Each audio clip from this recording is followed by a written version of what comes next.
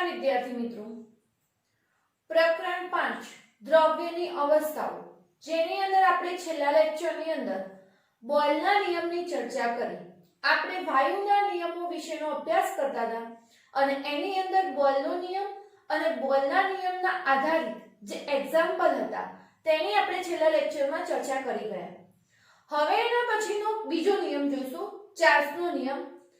તો ચાર્લ્સના નિયમની અંદર આપણે વાત કરીએ તો ગેલ્યુસેક અને જે ચાર્લ્સ નામના બે વૈજ્ઞાનિકોએ ચાર્લ્સ નામના વૈજ્ઞાનિકોએ બલૂનની ટેકનોલોજીનો સ્વતંત્ર રીતે અભ્યાસ કર્યો. બલૂનની મતલબ કે જે ફુગ્ગાની અંદર કે એની અંદર જે ટેકનોલોજી હશે એનો સ્વતંત્ર રીતે અભ્યાસ કર્યો. તેમને ખાસ એની અંદર નોંધ્યું કે નિશ્ચિત દળના વાયુ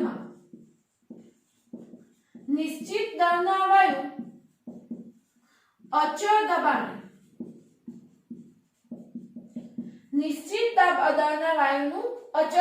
એટલે કે જે વાયુ લેવાના છે એ વાયુનું દળ નિશ્ચિત લઈ લીધું હોય અને એ વખતે જો દબાણ અચળ રાખવામાં આવે છે તો જે વાયુનું કદ હતું એ કદ હશે તો એ વખતે વાયુનું કદ હતું એ તાપમાન સાથે સંબંધ ધરાવતું હતું. અર્થાત કે તાપમાનમાં વધારો કરવામાં આવે તો વાયુનું કદ વધતું હતું, તાપમાન ઘટાડવામાં આવે તો વાયુનું કદ ઘટતું હતું.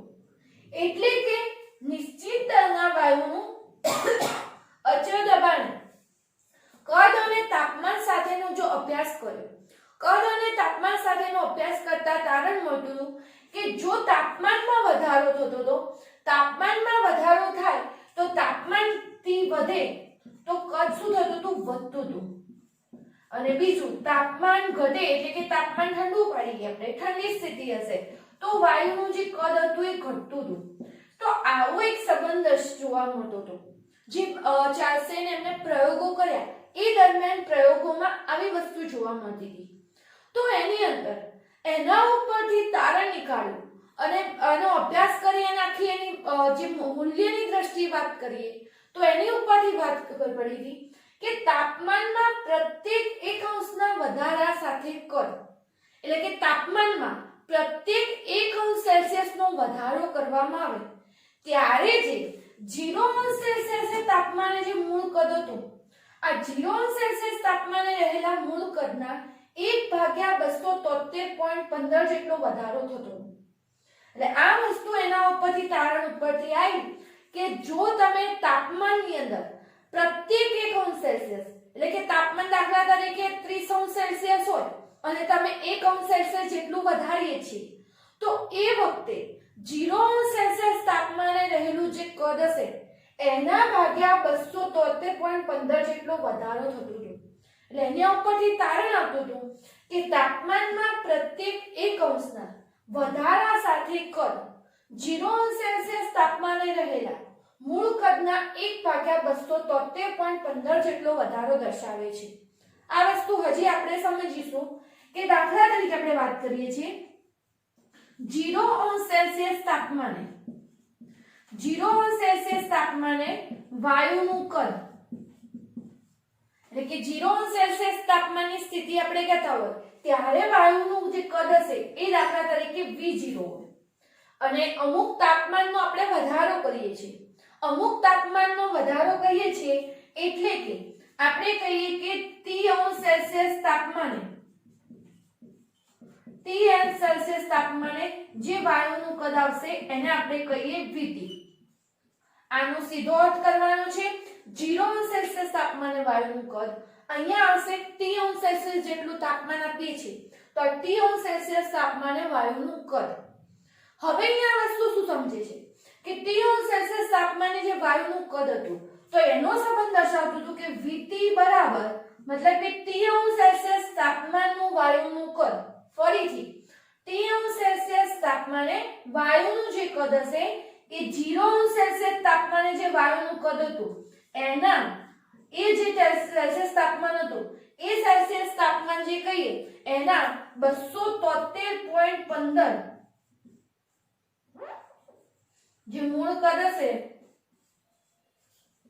એટલે અહીંયા આપણે સંબંધ શું જોયો તો 1 અંશ સેલ્સિયસ તાપમાન વધાર્યું તો 1/273.15 જેટલો વધારો દર્શાવતો. હવે આપણે T અંશ સેલ્સિયસ એટલું કેટલું વધારવાનું આપણે ખ્યાલ નથી તો T અંશ સેલ્સિયસ જેટલું તાપમાન વધાર્યું તો એટલા તાપમાનના 273.15 માં ભાગ જેટલું કદ મૂળ કદના જેટલું થશે. જે મૂળ કદ હશે આ મૂળ કદનું T અંશ સેલ્સિયસ જેટલું તાપમાન વધારી અહીંયા આપણે 1 અંશ સેલ્સિયસ માટે શું કહેતા હતા 1/273.15 તો T અંશ સેલ્સિયસ જેટલું તાપમાન વધારીએ છીએ તો જે મૂળ વાયુનું 0 અંશ સેલ્સિયસ તાપમાને કદ હતું એના T અંશ સેલ્સિયસ ભાગ્યા 273.15 જેટલું કદ થતું. હવે આગળ અહીં આ સૂત્રની મેથેમેટિકલ સાબિતી આપીએ તો અહીંયા VT બરાબર બંનેમાંથી કોમન નીકળી શકે એવી વસ્તુ છે V0 તો V0 કોમન નીકાળશો તો અહીંયા વધશે 1 પ્લસ T/273.15 આ આપણે હવે મેથેમેટિકલ સાબિતી આ જે તારવણી મળી હતી એ તારવણી ઉપરથી આપણે મેથેમેટિકલ સાબિતી આપી રહ્યા છીએ. હવે એની અંદર VT બરાબર V0 હવે અહીંયા 273.15 હશે એનો લસા લેવામાં આવશે તો લસા લઈએ તો એક જોડે ગુણાય તો 273.15 પ્લસ T ભાગ્યા 273.15. હવે અહીંયા ધ્યાનમાં રાખવા જેવું અહીંયા આપણે હવે એક નવો માપક્રમ સ્વીકારીએ છીએ. નવો માપક્રમ જેને આપણે કહેતા હતા કેલ્વિન માપક્રમ અને કેલ્વિન માપક્રમ જે હતો એમાં કેલ્વિન માપક્રમ પ્રમાણે 0 અંશ સેલ્સિયસ બરાબર આપણે કેટલા 273 કેલ્વિન લઈએ છીએ. એટલે કેલ્વિન માપક્રમ પ્રમાણે જ્યારે આપણે વાત કરતા હોઈએ તો કેલ્વિન માપક્રમ પ્રમાણે 0 અંશ સેલ્સિયસ તાપમાન બરાબર 273.15 કેલ્વિન આપણે સંબંધ એનો નિરપેક્ષ તાપમાનનો એક સંબંધ હતો અને આ નિરપેક્ષ તાપમાનના સંબંધમાં તો એ પ્રમાણે કહીએ તો અહીંયા આપણને જે મળશે 0 અંશ સેલ્સિયસ તાપમાન બરાબર 273.15 કેલ્વિન એટલે કે આ સૂત્રમાં જે 273.15 હતું આ 273.15 એ તમારું કેપિટલ T થશે.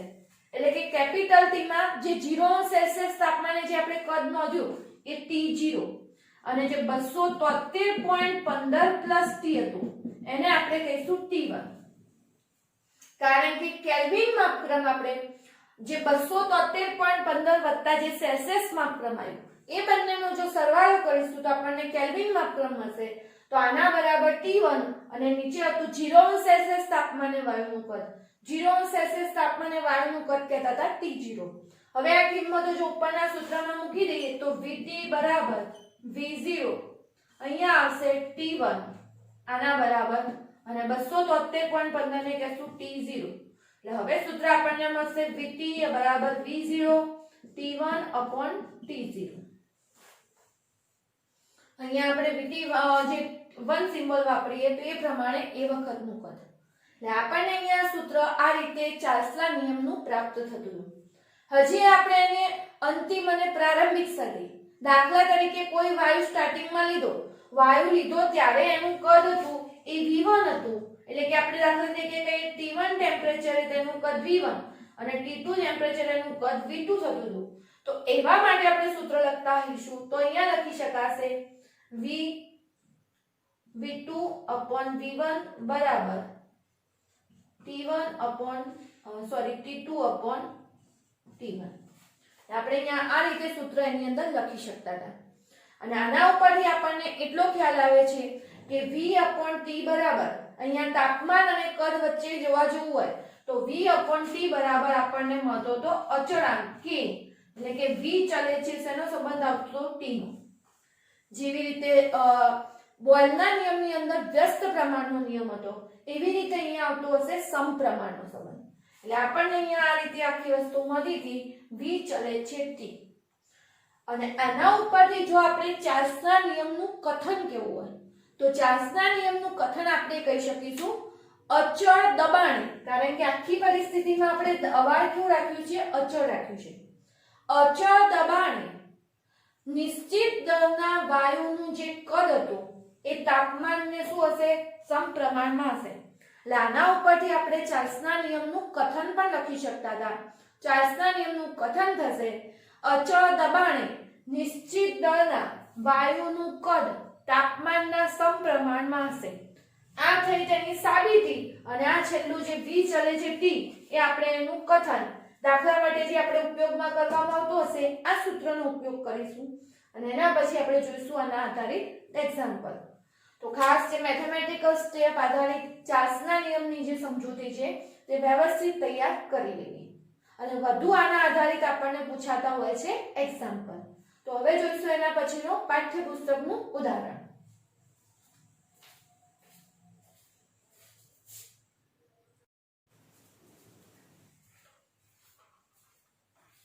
જોઈએ કોયડો 5.2 પેસિફિક મહાસાગરમાં તરતું જહાજ જ્યાં તાપમાન 23.4 અંશ સેલ્સિયસ એટલે શરૂઆતનું તાપમાન આપ્યું છે 23.4 અંશ સેલ્સિયસ છે. ત્યાં એક બલૂન 2 લિટર વાયુથી ભરેલ છે. એ જહાજમાં જે બલૂન હતો એનું જે કદ હતું શરૂઆતનું કહીએ 2 લિટર હતું. હવે આગળ વાત. હવે એ જહાજ એટલે પહેલા પેસિફિક મહાસાગરમાં હતું. હવે આ જહાજ હિંદ મહાસાગરમાં પહોંચે છે અને હિંદ મહાસાગરમાં પહોંચે છે ત્યાં તાપમાન 26.1 અંશ સેલ્સિયસ છે એટલે કે તાપમાન 23.4 હતું એનાથી વધ્યું છે અને 26.1 અંશ સેલ્સિયસ એટલે તાપમાન અહીંયા બદલાયું છે. ત્યારે તેનું કદ કેટલું હશે તે વસ્તુ શોધવાની કીધી છે. એટલે આપણને રકમ કોઈ બી મહાસાગર કોઈ પણ પરિસ્થિતિ કે એવી આપેલી હોય પણ એની અંદરથી આપણને ખાસ કયું તાપમાન કદ આ બધી વસ્તુ એની શરૂઆતની અંતિમ સ્થિતિની એ નક્કી કરતા અહીંયા આવડવું જોઈએ.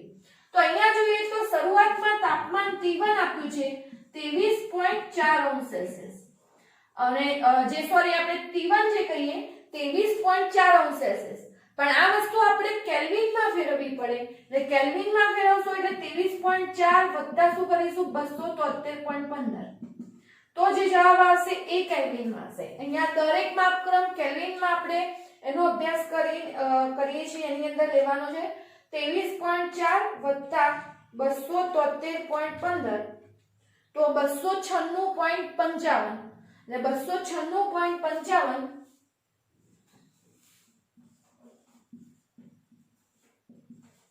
આ આપણે શરૂઆતનું તાપમાન એટલે અહીંયા 273.15 કો તો સરળતા ખાતર 273 નો પણ ઉપયોગ કરવામાં આવે છે. પુસ્તકમાં ઘણી જગ્યાએ 273 પણ વાપરેલા છે અને 273.15 જો 273 એકલા જ આપણે માપક્રમમાં લઈએ પુસ્તક પ્રમાણે તો અહીંયા આવશે 296.4 કેલ્વિન. એ વખતેનું જે કદ V1 હતું એ હતું 2 લિટર. તાપમાન વધારીને T2 થયું. T2 તાપમાન 26.1 વત્તા 273 26.1 વત્તા 273 કરીશું તો મળશે 299.1 કેલ્વિન. અને આ વખતે આપણને પૂછેલું છે V2 કેટલું હશે તે સમયનું કદ.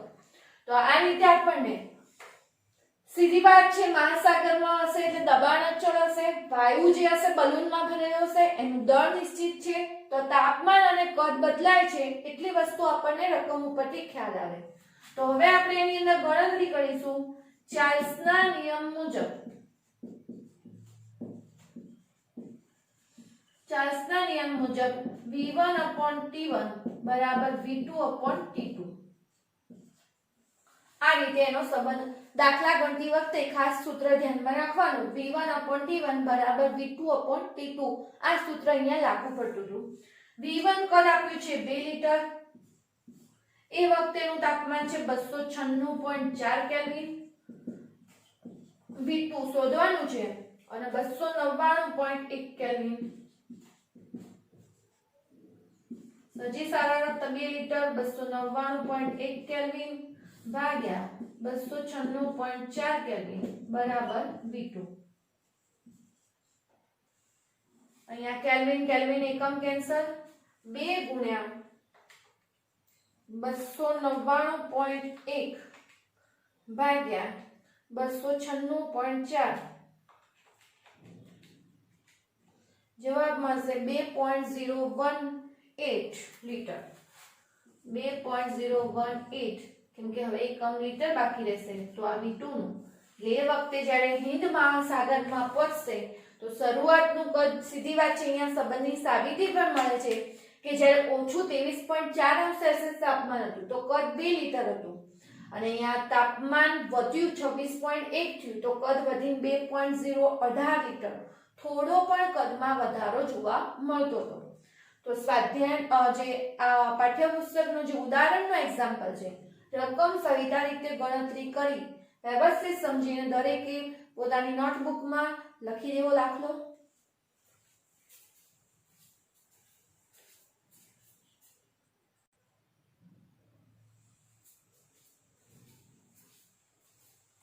હવે જોઈએ તેના પછી સ્વાધ્યાયનું 5.11 નું એક્ઝામ્પલ, જે ચાર્લ્સના નિયમના ઉપર આધારિત છે. એક વિદ્યાર્થી ગોળ તળિયાવાળા ચંબુમાં, ગોળાકાર જે ચંબુ આવતો હોય છે લેબમાં આપણે વાપરીએ છીએ તે, 27 અંશ સેલ્સિયસ તાપમાને પ્રક્રિયા મિશ્રણ ઉમેરવાનું ભૂલી ગયું.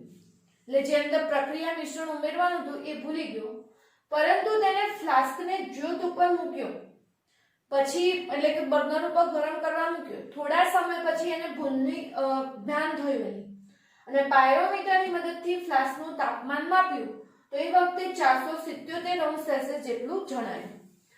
તો હવાનો કેટલો ભાગ તેમાંથી બહાર નીકળી ગયો હોય તે નોંધવાનું છે. અહીંયા આપણને હવે શરૂઆતની સ્થિતિમાં T1 ટેમ્પરેચર જે આપેલું છે 27 અંશ સેલ્સિયસ વત્તા 273 કરીશું તો 300 કેલ્વિન. એ વખતેનું જે કદ V1 હશે એ ખ્યાલ નથી, પણ કેટલું V ડેસીમીટર ક્યુબ જેટલું કદ હશે એવું આપણે ધારી લઈએ, કારણ કે એ વખતે તો એને એક્ઝેક્ટ એનું ખ્યાલ જ નહોતું.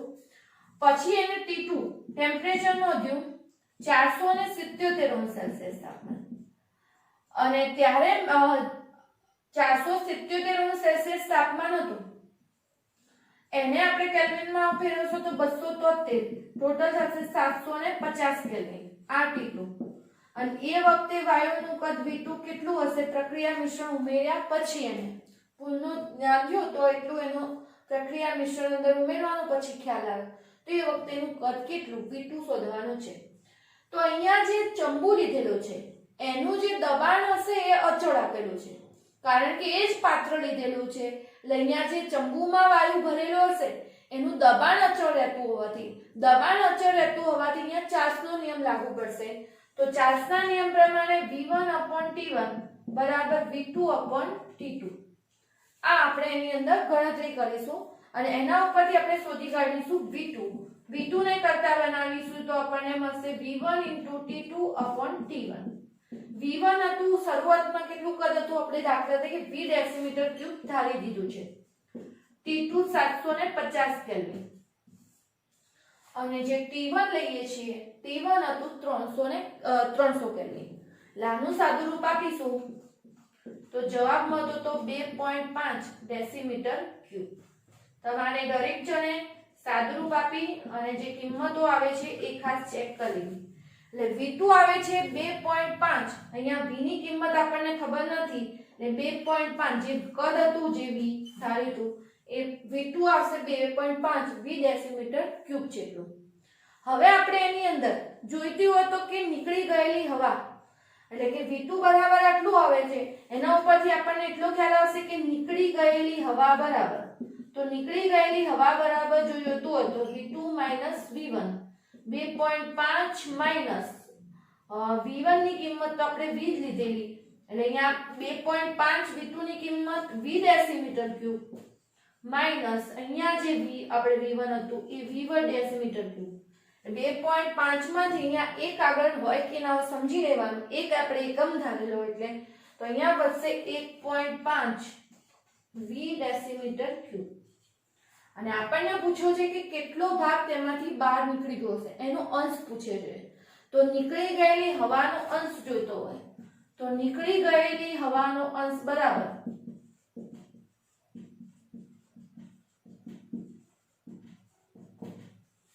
અહીંયા આપણે 1.5 V ડેસીમીટર ક્યુબ મળ્યું છે અને પહેલા હતું 2.5 તો 1.5 ભાગ્યા 2.5 અહીંયા પણ V કારણ કે સ્ટાર્ટિંગ નું V આપણને ખબર નથી એટલે આપણે V ધારેલું છે તો આટલાનો જવાબ કરતા આવશે 0.6 એટલે કે આટલો ભાગ એનો બહાર નીકળી ગયો છે. તો આ સ્વાધ્યાયનો પણ એક્ઝામમાં પૂછી શકાય એવો સારો એવો દાખલો, જ્યારે ના આપેલો હોય તે ધારીને કરવાનો.